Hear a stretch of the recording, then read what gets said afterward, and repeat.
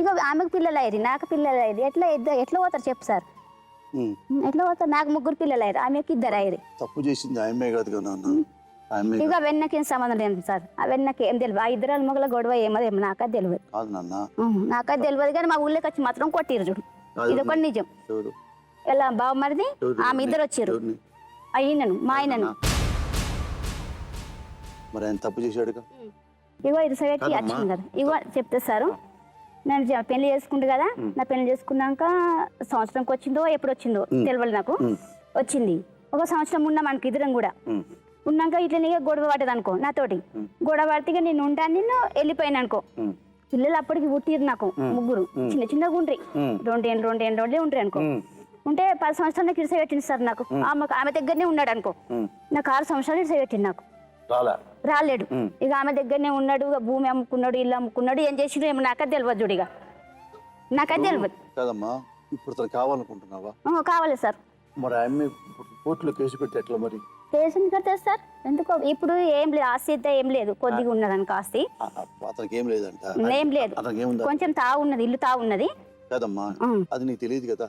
అబద్ధం నీకు తెలియదు. ఏంది అది చేయని ఎవరికి ఇచ్చారో నాకు తెలియదు. ఫస్ట్ 4 ఏళ్ళు గోపాల్ నాకు తెలుసు. గోపాల్కి ఇచ్చిరని తెలుసు నాకు కూడా. చెప్పింది అదే చెప్పింది నాకు.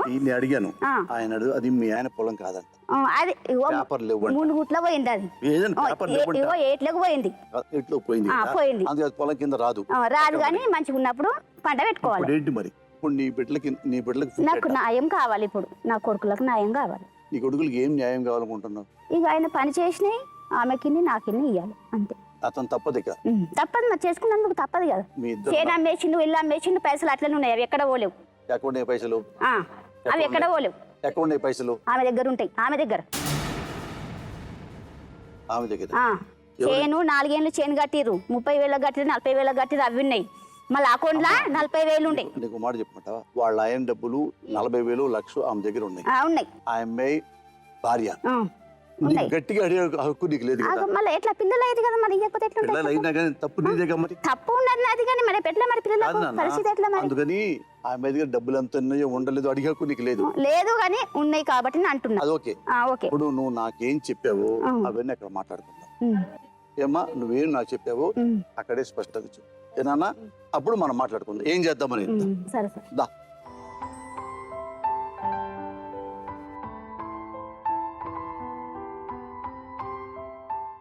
తెలుసా నేను ఎందుకు ఇక్కడ కూర్చోబెట్టానో?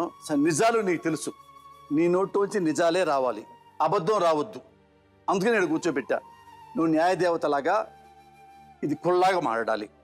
తప్పు వాళ్ళదా వీళ్ళదా నువ్వు ఆ అమ్మాయిని అడిగే హక్కు నీకు ఎప్పటికీ రాదు, లేదు. అది గుర్తుపెట్టుకో. ఇతనే నీకు జవాబుదారి. నిన్ను మోసం చేశాడు కదా. అందుకని నువ్వు ఏమందో నాకేం చెప్పావు స్పష్టంగా అతను అడుగుతుంటా, నువ్వు వింటా ఉండు ఏనన్నా.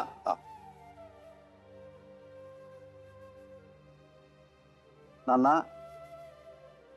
ఈ అమ్మాయి లక్ష్మిని నువ్వు కరెక్ట్ గా మాట్లాడు, లూజు మాటలు మాట్లాడు. కాంప్లెక్స్ నుంచి సుపీరియారిటీగా ఆయన బిహేవ్ చేయడానికి ఆయన ఏదో మాట్లాడుతున్నాడు. సరే, ఏ ఆడదానికైనా కూడా నువ్వు బాలేవు, నువ్వు శారీరకంగా సరే నన్ను సుఖపెట్టట్లేదు, నువ్వు శారీరకంగా బాగలేవు అని అంటే అంత బాధపడదు. కానీ నువ్వు వేరే వాడితోటి ఉంటున్నావు అని ఒక క్యారెక్టర్ అసాసినేషన్ చేస్తే మాత్రం మానసికంగా చచ్చిపోతుంది. మంచు ఖడ్గం చేసే గాయం మరుక్షణమే కత్తి మాయం. ఏది కర్త ఎవరు కర్మ? మౌనమేనా సమాధానం, అశ్రువేనా తులమానం. ఇంకొకటమ్మా, నువ్వు ఎక్కడ ఉన్నా కూడా ఒక డిగ్నిఫైడ్ లైఫ్ నీకు బతికే హక్కు మాత్రం డెఫినెట్గా ఉంది. అది నువ్వు అనుకుంటేనే. నువ్వు ఇందాక ఏమన్నావు, 2 సంవత్సరాల నుంచి ఆయన విడివిడిగానే ఉంటున్నాడు, అప్పుడప్పుడు వచ్చి బట్టలు ఇచ్చి వెళ్ళిపోతున్నాడు. అప్పుడప్పుడు వచ్చి బట్టలు ఇచ్చి వెళ్ళిపోయినా కూడా ఏంటి, నీ పిల్లలకి ఏదైనా ఇచ్చినా కూడా నువ్వు అక్కర్లేదు అని అనుకుంటే అమ్మా ఒక చిన్న కంప్లైంట్ ఇప్పుడైనా కూడా నువ్వు ఇస్తే ఆయన నీ మీద కొట్టడం కానీ, నీ మీద ఒక చెడ్డ మాట మాట్లాడడం కానీ మాట్లాడే హక్కు మాత్రం లేదు. కానీ ఇది జరిగింది సార్, ఇది జరిగింది 2015లో. ఈ అమ్మాయి ఒక కంప్లైంట్ లాంటిది ఇచ్చినప్పుడు ఆయన ఒక సర్దుబాటు లాంటిది చేశాడు. అమ్మ నేను ఈ అమ్మాయిని బాగా చూసుకుంటాను, ప్రతి నెల రెంట్ కడతాను, ఇంకా పిల్లల పోషణ. అమ్మా అది జూట మాటలమ్మా, నాకు పోలీస్ స్టేషన్ ఏదో లేదు, మొన్న సంవత్సరం అది అది ఎక్కడిది మేడం? ఇది ఎవరు రాశారు? చెప్పండి మేడం. పోలీస్ స్టేషన్ లో సంవత్సరం అమ్మా అది 2015 అంటే సంవత్సరమా? 2 సంవత్సరాలు. మరి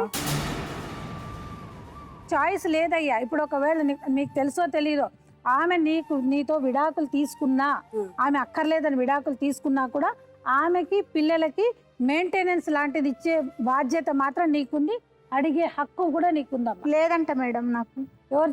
నాకు సేవ చేస్తే నా దగ్గర నువ్వు పక్కకుంటేనే నీకు ఆ అర్హత ఉన్నది అంటాడు నాకు. అది చాలా మూర్ఖంగా. అమ్మా నేను ఉన్న ఇచ్చిన అమ్మా, ఇక నేను కుల్ల చెప్తున్నా, నేను ఉన్న ఇచ్చిన, నాతో 5 పైసలు లేవు. నా బాధనే నేను కిడ్నీలో రాళ్ళనే 13,000 పిల్లలకి నేను చేస్తే పిల్లల బట్టలు లేదన్నారు నాకు పోలీసు వాళ్ళు. ఇంకా నేను 3 పూటలు తింటున్నావు కదా?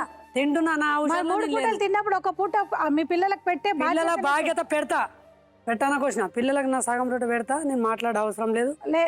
నువ్వు లేకపోయినా సరే, డైవర్స్ తీసుకున్నా కూడా ఆ అమ్మాయికి భర్త దగ్గర నుంచి మెయింటెనెన్స్ లాంటిది నీ పిల్లలకి నీకు డెఫినెట్ గా తీసుకునే హక్కు ఉందమ్మా. ఇంకొకటి, నువ్వు అక్కర్లేదు అని అనుకుంటే మాత్రం దానికి నువ్వు ఎలా వెళ్ళాలి, సులువుగా డబ్బులు ఎలా ఖర్చు పెట్టకుండా ఆయన దగ్గర నుంచి నీకు శారీరకంగా మానసికంగా బాధ ఎలా పడకూడదు అనే దాని మీద ప్రతి చాటుకి కూడా మేము ఒక లెటర్ లాంటిది రాసిస్తావమ్మా.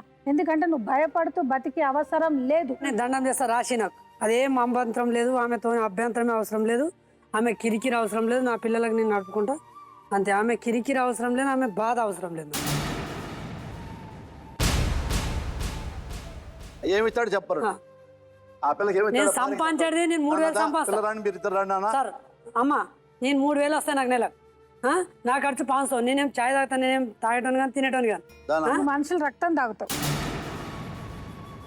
నెలకు నేను ఇస్తా, వాళ్ళకు నెలకు 600 ఇస్తా పిల్లలకు అంతే. నాకు అంతకెక్కలే ఉన్నారు.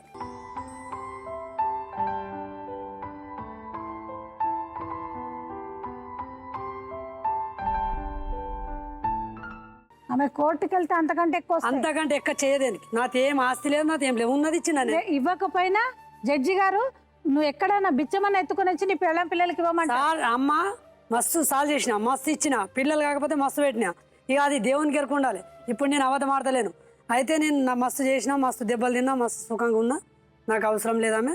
పిల్లల కంటే ఏదైనా పోషిస్తానేమో. బట్టలు అయితే తెస్తున్నామ్మా, నేనేం తెస్తున్నా, తిండి 10-15 చెప్పే పద్ధతి చూడండి. పిల్లలకి ఇచ్చేస్తా అంటే భిక్షం వేస్తున్నావా? నేను కన్నా భిక్షం వేస్తున్నావా?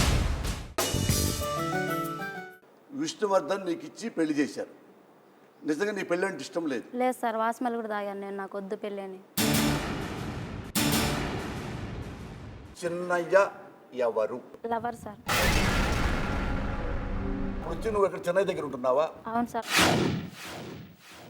నువ్వు నీ మొగుడితో ఇన్నాళ్ళు వచ్చావు, మా దగ్గర ఉంటున్నావు, నువ్వు ఎంతమందితో తిరిగావు అంటే ఎట్లా ఏం చేయగలవు?